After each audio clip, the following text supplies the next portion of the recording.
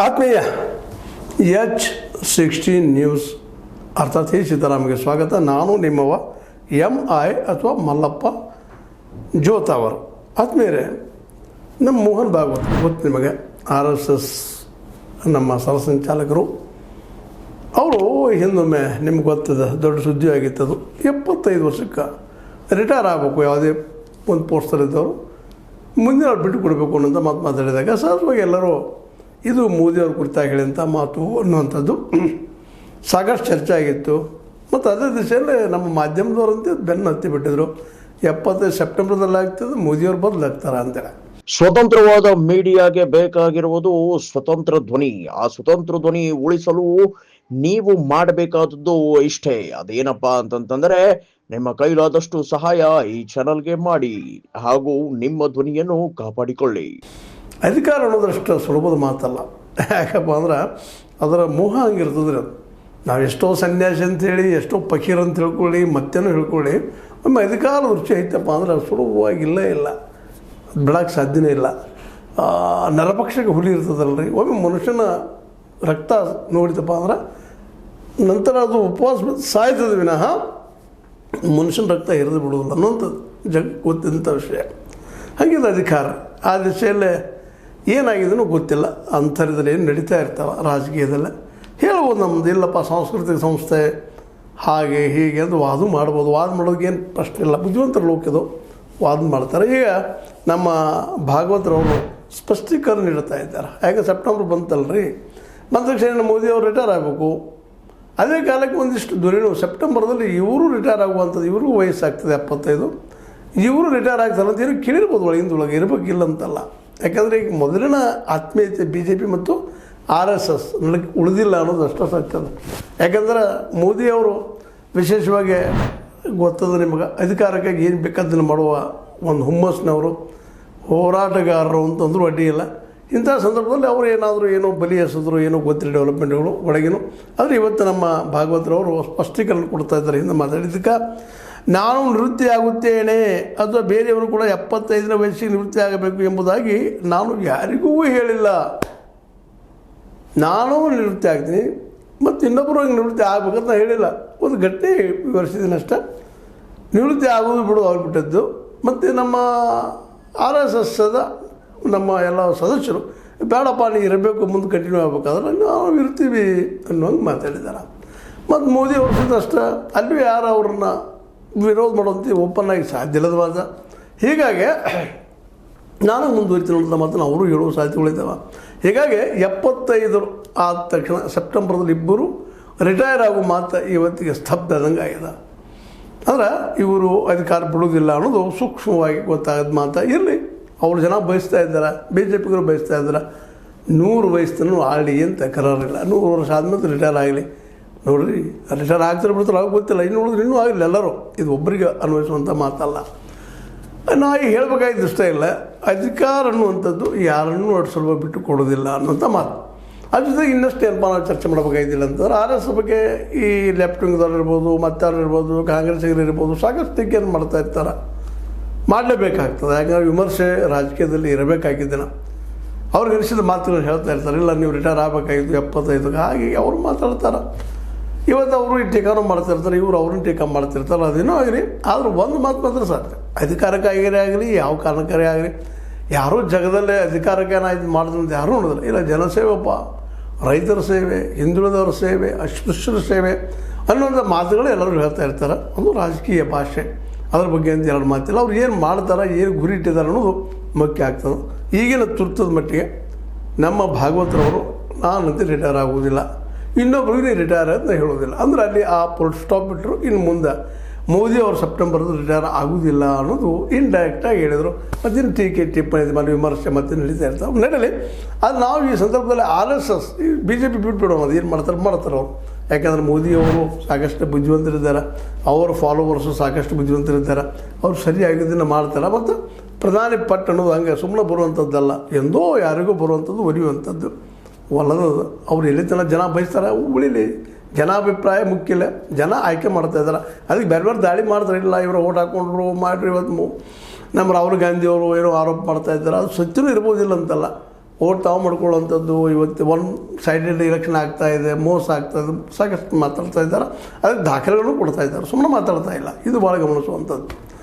ಯಾಕೆಂದರೆ ರಿಸಲ್ಟ್ ಸಹಿತ ನಮಗೆ ಹೇಗೆ ಬೇಕು ಹೊರಡಿಸ್ಕೊಳ್ತಾ ಇದ್ದಾರೆ, ಅಧಿಕಾರಕ್ಕೆ ಹೇಗದ ಅನ್ನುವಂಥ ಮಾತನ್ನು ಅವರು ಆರೋಪ ಮಾಡ್ತಾ ಇದ್ದಾರೆ. ಆ ಆರೋಪ ಸುಳ್ಳ ಅಂತ ಇಲ್ಲಿವರೆಗೆ ಅನ್ನಿಸ್ತಾ ಇಲ್ಲ. ಆ ದಿಶೆಯಲ್ಲೇ ಇಲೆಕ್ಷನ್ ಕಮಿಷನನ್ನು ಇವ್ರ ಜೊತೆಗೆ ಹೊಂದಾಣಿಕೆ ಅದಪ್ಪ ಸರ್ಕಾರ ಜೊತೆಗೆ ಅನ್ನುವಂಥ ಮಾತು ಅವರು ಕೊಡುತ್ತಿರುವಂಥ ದಾಖಲೆಗಳಿಂದ ಅವ್ರಿಗೆ ಮೂವ್ಮೆಂಟ್ ಸ್ಟಾರ್ಟ್ ಮಾಡಿದ್ದಾರೆ. ರಾಹುಲ್ ಗಾಂಧಿ ಅವರು ನಮ್ಮ ಬಿಹಾರದಲ್ಲಿದೆ ಆಯಿತು, ಈಗಾಗಲೇ ಆದಂಥ ಎಲೆಕ್ಷನ್ ಎಲ್ಲನೂ ಬೋಗಸ್ ಅನ್ನೋದು ವಾದ ಮಾಡ್ತಾರೆ, ಆರೋಪ ಮಾಡ್ತಾ ಇದ್ದಾರೆ. ಇನ್ನಷ್ಟು ಬೇರೆ ಬೇರೆ ಈವನ್ ಬನಾರಸ್ನಲ್ಲಿ ಇವರು ಆಯ್ಕೆ ಆದಂಥ ಮೋದಿಯವರು ಆಯ್ಕೆ ಆದಂಥ ಸ್ಥಾನದ ಮೇಲೆ ಅವ್ರು ಕಣ್ಣಿಟ್ಕೊಂಡು ಅಲ್ಲಿದು ಸಹಿತ ಇದು ಬೋಗಸ್ ಆಗ್ಯದ, ಅದನ್ನು ನಾವು ಎನ್ಕ್ವೈರಿ ಮಾಡ್ತೀವಿ, ತೋರಿಸ್ತೀವಿ ಅನ್ನೋಂಥ ಮಾತು ಮಾತಾಡಲಿಕ್ಕಿದ್ದಾರೆ. ಹೀಗಾಗಿ ಒಟ್ಟಾರೆಯಾಗಿ ಈ ಒಂದು ಅಧಿಕಾರ ಹೆಂಗೋ ತಗೊಳ್ಳಿ, ಅದಕ್ಕೆ ನಮ್ಮಲ್ಲಿ ಒಂದು ಗಾದಿ ಮಾತು ಅದ, ಯುದ್ಧ ಮತ್ತು ಪ್ರೀತಿಯಲ್ಲಿ ಯಾವುದೇ ಡಾವ್ ಪೇಚಿದ್ರೂ ನಡೀತದೆ, ಅದು ಗೆಲ್ಲೋದು ಮುಖ್ಯ ಇರ್ತದೆ ಅಂತೇಳಿ. ಹಂಗಿಲ್ಲ ಗೆಲ್ಲೋದಕ್ಕಾಗಿ ಯಾರು ಏನೋ ಮಾಡಲಿ ಗೆದ್ದು ಹೋಗಿದ್ದಾರೆ. ಈಗ ಇತಿಹಾಸ ನಿರ್ಮಾಣ ಮಾಡಿದ್ದಾರೆ, ಅದು ವಾಮ ಮಾರ್ಗದಿಂದ ಮಾಡಿದಾರೋ ಸರಳ ಮಾರ್ಗದಿಂದ ಮಾಡಿದಾರೋ ಜನರ ಅಭಿಪ್ರಾಯ ಅಪಿಷನ್ ಮಾಡಿದಾರೋ ಅನ್ನೋದು ಇಲ್ಲೇನಪ್ಪ ಅಂದ್ರೆ ನಮ್ಮ ಸಂವಿಧಾನ ಚೌಕಟ್ಟಿನಲ್ಲೇ ಮಾನ್ಯ ಆಗೋದಿಲ್ಲ. ಇನ್ನು ಪ್ರೂವ್ ಮಾಡೋದು ಬಿಡೋದು ದೂರದ ಮಾತು. ಯಾಕೆಂದರೆ ಅವರೊಂದು ವಾದ ಮಾಡ್ತಾರೆ, ಇವರು ಒಂದು ವಾದ ಮಾಡ್ತಾರೆ, ವಾದ ಪ್ರತಿಯೊಂದು ನಡೀತದೆ. ಬಟ್ ಜನ ಮಾತ್ರ ಅಲರ್ಟ್ ಆಗಬೇಕಾಗಿದೆ, ಮತದಾರ ಅಲರ್ಟ್ ಆಗಬೇಕಾಗಿದೆ. ಯಾಕಪ್ಪ ಅಂತಂದ್ರೆ ಯಾರು ಹೇಳಿದ್ರು ಯಾರು ಅಧಿಕಾರ ಬಿಡೋದಿಲ್ಲ. ಈಗ ನೋಡ್ರಲ್ಲ 75ಕ್ಕೆ ಬಿಡಬೇಕು ಅಂತ ನಮ್ಮ ಮೋಹನ್ ಭಾಗವತರು ಹಿಂದೆ ಹೇಳಿದ ಸ್ಟೇಟ್ಮೆಂಟ್ ಸರಿಯಿಲ್ಲ, ಇಲ್ಲಂತಲ್ಲ. ಇವತ್ತು ಇಲ್ಲ ನಾ ಹಂಗೆ ಅದೇ ರೀತಿ ಹೇಳಿಲ್ಲ ಅಂತ ಒಂದು ಮಾತು ಮಾತಾಡ್ತಾರೆ. ಟೈಮ್ ತಕ್ಕಂಗೆ ವಾದಗಳು ಮಾತುಗಳು ಬದಲಾಗ್ತಾ ಇರ್ತಿರ್ತಾವೆ. ಇರಲಿ, ಅವರ ಮುಂದುವರಿಲಿ. ಯಾರು ಅವ್ರನ್ನ ರಿಟೈರ್ ಆಗಬೇಕು ಅಂತ ಯಾರು ಬಯಸಲ್ಲ, ಏನು ಜನ ಬಯಸೋ ಮುಂದೆ ನಾವು ರಿಟೈರ್ ಆಗಿದ್ದು ಹೋಗಿ ನಾವ್ಯಾರು ನೀವ್ಯಾರು ಅಂತ. ಇನ್ನು ಆರೋಪ ಪ್ರತ್ಯಾರೋಪ ಭ್ರಷ್ಟಾಚಾರದ ಆರೋಪ ಮತ್ತು ಆರೋಪಗಳೆಲ್ಲ ಪ್ರೂವ್ ಆಗುವಂಥದ್ದು, ಪ್ರೂವ್ ಆದ್ಮೇಲೆ ಅದೇನಾಗ್ತದೋ ಆಗ್ತದೆ. ಅಂದ್ರೆ ಒಟ್ಟಾರೆಯಾಗಿ ಇವತ್ತು ಏನಪ್ಪ ಅಂತಂದ್ರೆ ಈ ಮೋದಿಯವರನ್ನು ಇನ್ನು ಇಳಿಸ್ಬೇಕಾಗಿದ್ರೆ ವಯಸ್ಸಲ್ಲ ಮತ್ತು ಇನ್ಯಾವುದೇ ಸಂಸ್ಥೆಯಿಂದ ಸಾಧ್ಯ ಇಲ್ಲ ಅನ್ನುವಂಥದ್ದು ಸ್ಪಷ್ಟ ಆಗೋ ಜೊತೆಗೆ ಇನ್ನು ಇಲೆಕ್ಷನ್ದಲ್ಲಿ ಗದ್ದಲ ಆಗ್ತದೆ ಅನ್ನೋಂಥ ಮಾತನ್ನು ತೊಗೊಂಡು ಜನರಿಗೆ ಮುಟ್ತಾ ಇದ್ದಾರೆ. ಇನ್ನುಳಿದ ಯಾವ ಸಮಸ್ಯೆಗಳು ಜನರಿಗೆ ಮುಟ್ತಾನೂ ಇಲ್ಲಿನೋ. ಯಾಕೆ ಇಲ್ಲಿ ದೇಶದಲ್ಲಿ ನಿರುದ್ಯೋಗ ಸಾಕಷ್ಟು ಆಗ್ಯದ, ಅದ್ರ ಬಗ್ಗೆ ಯಾರು ಚರ್ಚೆ ಮಾಡ್ತಾ ಇಲ್ಲ. ಉಪವಾಸ ಬಿಸಾಯಿಂದ ಜನ ಹೆಚ್ಚಾಗ್ತಾ ಇದ್ದಾರೆ, ಏನಿಲ್ಲ ಡೇ ಟು ಡೇ ಡೆವಲಪ್ಮೆಂಟ್ಗಳು ಆಗ್ತಾ ಇದ್ದಾವೆ. ಹೀಗಾಗಿ ಅದ್ರ ಬಗ್ಗೆ ಯಾರು ಚರ್ಚೆ ಇಲ್ಲ. ನಿರುದ್ಯೋಗದ ಬಗ್ಗೆ ಹೌದು ಬಡತನ ಹೆಚ್ಚಾಗ್ಯದ ಈಗಾಗಲೇ. ಮತ್ತು ಇನ್ನೊಂದು ಏನೋ ನಮ್ಮ ಮೋದಿಯವರು ಈ ಕಾರ್ಪೊರೇಟ್ಗಳ ಮೇಲೆ ವಿಶ್ವಾಸ ಇಟ್ಟು ಇಡೀ ದೇಶದ ಅರ್ಥವ್ಯವಸ್ಥೆ ಅವ್ರ ಕೈಲಿ ಕೊಟ್ಟರು. ಯಾಕಪ್ಪ ಅಂತಂದರೆ ಇವತ್ತು ನಮ್ದು ಏನು $4 ಟ್ರಿಲಿಯನ್ ಆಗಿದೆ. ನಾವು ಜಗದ 4ನೇ ಶ್ರೀಮಂತರು, ಅದು ಆರ್ಥಿಕ ಬಲಿಷ್ಠರು ಅಂತ ನಾವು ಹೇಳ್ಕೊಳ್ತಾ ಇದ್ದೀವಿ. ಅದರಲ್ಲೇ 2.5 ಟ್ರಿಲಿಯನ್ ಅಂದರೆ 2.5 ಟ್ರಿಲಿಯನ್ನ ಡಾಲರ್ಸ್ಗಳು ಈ ಕಾರ್ಪೊರೇಟ್ಗಳದ್ದೇ ಆಗಿದೆ. ಕೇವಲ ಈ ದೇಶದ 1% ಇದ್ದಾರೆ. ಇನ್ನು $1.5 ಟ್ರಿಲಿಯನ್ ಎಲ್ಲ 99% ಜನರದ್ದು ಆಗಿದೆ ಅನ್ನೋದು ಈಗಾಗಲೇ UN ಆಗಿರ್ಬೋದು ಮತ್ತೆ ನಾವು ದೊಡ್ಡ ಚರ್ಚೆ ಬಿಡುಗಡೆ ಆಗ್ತಾ ಇದ್ದಾವೆ ಮಾತುಗಳು.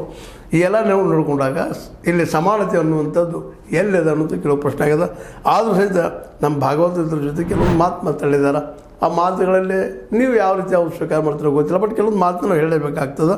ಏನಪ್ಪ ಅಂತಂದ್ರೆ ಅದರಲ್ಲೂ ವಿಶೇಷವಾಗಿ ತ್ರಿಭಾಷಾ ಸೂತ್ರದ ಬದಲಾಗಿ ಒಂದು ಮಾತು ಮಾತಾಡಿದ್ದಾರೆ. ಹಿಂದಿನ ಕಲಿಬೇಕು, ಯಾಕಂದ್ರೆ ಸಂಪರ್ಕ ಭಾಷೆ ಭಾರತದಲ್ಲಿ ಅನ್ನೋಂಥ ಮಾತು. ಇಂಗ್ಲೀಷ್ ನಿಮ್ಮ ಮಾತೃಭಾಷೆ ಜೊತೆಗೆ ಹಿಂದಿ ಕಲಿಬೇಕು, ತ್ರಿಭಾಷಾ ಸೂತ್ರಗಳು ಮಾಡಬೇಕು ಅನ್ನೋಂಥ ಒಂದು ಮಾತು ಅಡ್ಡಿಲ್ಲ, ಯೋಗ್ಯದ ಅಂತ ನಾವು. ಇನ್ನು ಉಳಿದಂತೆ ಆಕ್ರಮಣಕಾರಿ ಹೆಸರು ಬೇಡ. ಅದು ಆಕ್ರಮಣಕಾರರು ಯಾರಪ್ಪ ಈ ದೇಶದಲ್ಲ, ವಿಶೇಷವಾಗಿ ಇತಿಹಾಸ ಗರ್ಭ ತೆಗೆದು ನೋಡಿದಾಗ ಆಕ್ರಮಣ ಮಾಡಿದವರು ಯಾರು, ಅವ್ರ ಮೂರ್ತಿ ಯಾರಾದ್ರು ತೆಗಿಬೇಕು ಅನ್ನೋಂಥ ಮಾತು, ಆ ಹೆಸರು ತೆಗಿಬೇಕು ಅನ್ನೋಂಥ ಮಾತು ಮಾತಾಡಿದ್ದಾರೆ. ಸಹಜ ಅವರ RSS ಒಂದು ನೇಚರ್ದಂಗೆ ಮಾತಾಡಿದ್ದಾರೆ. ಅದೇ ಕಾರಣಕ್ಕೆ ಇಲ್ಲಿ ಗಮನಿಸಬೇಕಾದ್ದೇನಪ್ಪ ಅಂದ್ರೆ ಸಂವಿಧಾನಾತ್ಮಕ ಮೀಸಲಾತಿ ನೀತಿಗೆ ಸಂಪೂರ್ಣ ಬೆಂಬಲವಿದೆ ಅನ್ನೋ ಮೂಲಕ ನಾವು ಮೀಸಲಾತಿ ವಿರೋಧಿಗಳಲ್ಲ ಅನ್ನೋದು ಹೇಳೋದ ಪ್ರಯತ್ನ ಮಾಡ್ತಾ ಇದ್ದಾರೆ. ಮುಂದೆ ಜಾತಿ ವ್ಯವಸ್ಥೆಯು ಒಂದು ಕಾಲದಲ್ಲಿ ಇತ್ತು, ಇದು ಹೋಗಬೇಕಿದೆ. ಇವತ್ತಿಲ್ಲೇನು ಒಂದು ಕಾಲದಲ್ಲಿ ಇತ್ತು ಅಲ್ಲ, ಇವತ್ತಿಲ್ಲೇನು ಜಾತಿ, ಅದು ಹೋಗಬೇಕಾಗಿದ್ರೆ ಇನ್ನೂ ಹೋಗಬೇಕಾಗಿದೆ ಅನ್ನೋ ಮಾತನ್ನು ಒಪ್ಪಿಕೊಳ್ತಾ ಇದ್ದಾರೆ. ಅಡ್ಡಿಲ್ಲ, ಈ ಮಾತು ಒಪ್ಪುವಂಥ ವಿಷಯ. ಮುಂದೆ ಶೋಷಣೆ ಮುಕ್ತ ಹಾಗೂ ಸಮಾನತೆ ವ್ಯವಸ್ಥೆ ಮೌಲ್ಯಮಾಪನದ ಅಗತ್ಯವಿದೆ ಅಂತ. ಶೋಷಣೆ ಮುಕ್ತ ಆಗಬೇಕಾಗಿದೆ, ಶೋಷಣೆ ಮಾಡುವಂಥದ್ದು ಅಸ್ಪೃಶ್ಯತೆ ಬಗ್ಗೆ ಮಾತಾಡುವಂಥದ್ದಾಗಲಿ ಅಥವಾ ಅನುಭವಿಸುವಂಥದ್ದಾಗಲಿ ಕಡಿಮೆ ಆಗಬೇಕಾಗಿದೆ, ಮುಕ್ತ ಆಗ್ಬೇಕಂತ ಹೇಳ್ತಾ ಇದ್ದಾರೆ. ಅದು ಎಷ್ಟು ಮಟ್ಟಿಗೆ ಆಗ್ತದೆ ಗೊತ್ತಿಲ್ಲ. ಅದರ ನಂತರದಲ್ಲೇ ಇಂಗ್ಲೀಷ್ ಸೇರಿದಂತೆ ಸಂಸ್ಕೃತ ಭಾಷೆಯು ಅರಿವು ಇರಬೇಕಷ್ಟ ಅನ್ನೋ ಮಾತು ಮಾತಾಡ್ತಾರೆ. ಯಾವಾಗ ಕಡ್ಡಾಯ ಮಾಡ್ತಾರೋ ಗೊತ್ತಿಲ್ಲ. ಯಾಕಂದ್ರೆ ಮಾತುಗಳು ಚೇಂಜ್ ಮಾಡುವಂಥ ವಿಷಯ ಈಗ ನೋಡಿದಾಗ ನಾವು ಇವ್ರ ಬಗ್ಗೆ ನಕ್ಕಿ ಏನಪ್ಪ ಅನ್ನುವಂಥದ್ದು ಮಾತಾಡ್ತಾ ವಿಚಾರ ಮಾಡಬೇಕಾಗಿದೆ. ಅದ್ರ ಜೊತೆಗೆ ಇನ್ನೊಂದು ಮಾತು ಹೇಳ್ತಾರೆ, ಆಧುನಿಕ ಶಿಕ್ಷಣ ತಂತ್ರಜ್ಞಾನ ವಿರೋಧಿಸಲ್ಲ, ಇದರ ಬಳಕೆ ಹೇಗೆ ಎಂಬುದು ಜನರ ಕೈಯಲ್ಲಿದೆ. ವೈಜ್ಞಾನಿಕ ಚಿಂತನೆ ನಡೀಬೇಕು, ಆಧುನಿಕ ಶಿಕ್ಷಣ ಬರಬೇಕು. ವೈಜ್ಞಾನಿಕ ಅಂತ ಅಂದಿಲ್ಲ ಅವರು, ಆಧುನಿಕ ಶಿಕ್ಷಣ ತಂತ್ರಜ್ಞಾನ ವಿರೋಧಿಸಲ್ಲ ಅನ್ನೋ ಮೂಲಕ ಇಲ್ಲೇನಪ್ಪ ಅಂದರೆ ವೈಜ್ಞಾನಿಕ ಚಿಂತನೆ ನಡೀಲಿ ಅನ್ನುವಂಥ ಮಾತಾಡ್ತಾ ಇದ್ದಾರೆ. ಕೆಲವೊಂದು ಮಾತುಗಳು ಹೇಳಿದ್ದಾರೆ, ಕೆಲವೊಂದಿಷ್ಟು ಬದಲಾವಣೆಗಳು ಆಗ್ತಾ ಇದ್ದಾವೆ ಆರ್ ಎಸ್ ಎಸ್ನಲ್ಲಿ. ಇನ್ನೂ ಅಷ್ಟು ಬದಲಾವಣೆಯಾಗಿ ಈ ಏನಪ್ಪ ಅಂದರೆ ಅವರೆಲ್ಲ ಮಾತಾಡಿದಂಥ ಮಾತುಗಳಿಗೆ ಅವರು ಬದ್ಧಾಗಿ ಉಳಿಯುವಂಥದ್ದು ಬೇಕಾಗ್ಯದ. ಈಗ ನೋಡಿದರೆ ಬದ್ಧತೆ ಎಷ್ಟು ಮಟ್ಟಿಗೆ ಅದ ಅನ್ನುವಂಥದ್ದು ಭಾಳ ಕಷ್ಟ ಹೇಳುವಂಥದ್ದು. ಬಟ್ 75 ಇಬ್ಬರಿಗೂ ಅದೇ ಸೆಪ್ಟೆಂಬರ್ದಲ್ಲಿ ಆಗೋದ್ರಿಂದಾಗಿ ಏನು ಒಬ್ಬರ ಸಲುವಾಗಿ ಒಬ್ಬರು ಉಳಿಸ್ಕೊಳ್ಳೋ ಸಲುವಾಗಿ ಮಾತಾಡಿದರು, ಏನು ಮಾಡಿದ್ರು ಗೊತ್ತಿಲ್ಲ. ಆದರೂ ಇನ್ನು ಜನನ ಬೇಕೆನಿಸಿದ್ರೆ ಆಯ್ಕೆ ಮಾಡ್ಕೊಳ್ಳಿ, ಬೇಡಂದರೆ ಬಿಡಿ. ಆರ್ ಎಸ್ ಎಸ್ ಗ್ರಂಥಿ ಆಲ್ರೆಡಿ ಮೋಹನ್ ಭಾಗವತರ ತಿಳಿಸೋ ಸಾಧ್ಯತೆ ಇಲ್ಲ. ಅದೇ ಕಾಲಕ್ಕೆ ಬಿ ಜೆ ಪಿಗರು ಸಹಿತ ನಮ್ಮ ಮೋದಿಯವರು ಇಳಿಸೋಕ್ಕೆ ಸಾಧ್ಯ ಇಲ್ಲ. ಹೀಗಾಗಿ ಅವರು ಇನ್ನು ಜನ ಯಾವಾಗ ಎಚ್ಚರಗೊಳ್ತಾರೆ ನೋಡೋಣ. ಆ ದಿಶೆಯಲ್ಲೇ ನಮ್ಮ ರಾಹುಲ್ ಗಾಂಧಿಯವರು ಸಹಿತ ಪ್ರಯತ್ನ ಮಾಡ್ತಾ ಇದ್ದಾರೆ, ಜನಕ್ಕೆ ಹೋಗಿ ಮುಟ್ಟಿಸಿ ಇವ್ರು ಏನು ತಪ್ಪು ಮಾಡಿದ್ದಾರೆ ಅದರ ಬಗ್ಗೆ ಹೇಳೋ ಪ್ರಯತ್ನ ಮಾಡ್ತಾ ಇದ್ದಾರೆ. ಜನ ಎಷ್ಟು ಮಟ್ಟಿಗೆ ನಮ್ಮ ಥರ ಬಿಡ್ತಾರೆ ಅವ್ರಿಗೆ ಬಿಟ್ಟಂಥ ವಿಷಯ. ಅಲ್ಲಿವರೆಗೆ ಇವರಿಬ್ಬರು ಸುರಕ್ಷಿತ ಅನ್ನೋಂಥ ಮಾತು ಹೇಳ್ತಾ, ಇದು ಮೋಹನ್ ಭಾಗವತರ ಮೇಲೆ ಅವ್ರು ಮಾತಾಡಿದ ನೆರಗಟ್ಟೆ ಒಂದಿಷ್ಟು ಅನಿಸಿದ ಮಾತು ನಿಮ್ಮ ಮುಂದೆ ಹಂಚ್ಕೊಂಡಿದ್ದೀನಿ. ನಿಮ್ಗೆ ಲೈಕ್ ಆಗ್ಬೋದು, ಲೈಕ್ ಮಾಡಿ, ಶೇರ್ ಮಾಡಿ, ಕಮೆಂಟ್ ಮಾಡಿ, ಜೊತೆ ಸಬ್ಸ್ಕ್ರೈಬ್ ನಿಲ್ಲಿಸ್ಬೇಡ್ರಿ. 16 ನ್ಯೂಸ್ ಅರ್ಥ ತಿಳಿಸ್ತಾರೆ ಎಂಬುದು ಸತ್ಯದ ಕೈಗಿರಲಿ. ವಂದನೆಗಳು.